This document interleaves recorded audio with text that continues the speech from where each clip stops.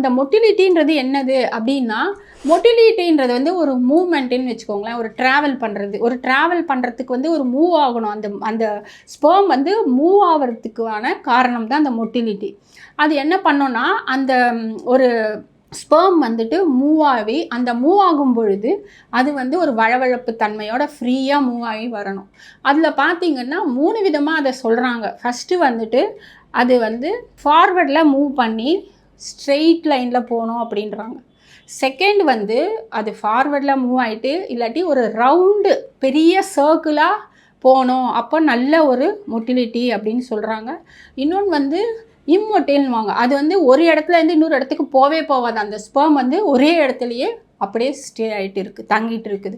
அது மூவ் பண்ணவே முடியாது. இந்த மாதிரி 3 விதமான பிரச்சனைகள் இந்த மொட்டிலிட்டி ப்ராப்ளத்தில் வரதை நம்ம பார்க்குறோம். ஸோ இதை நம்ம எப்படி சரிப்படுத்துவோம் அப்படின்னா, கண்டிப்பாக இதை வந்து சரிப்படுத்த முடியும். அது வந்துட்டு பிளட் ஃப்ளோவை வந்து இன்க்ரீஸ் பண்ண முடியும். ரீப்ரொடக்ஷன் ஆர்கன்ஸ் வந்து இது வந்து ஜெனிட்டல் பார்ட்ஸுக்கும் சரி எல்லாத்துக்குமே வந்துட்டு நம்ம வந்து அக்குபஞ்சர் வந்து கண்டிப்பாக 100% சரிப்படுத்த முடியும்.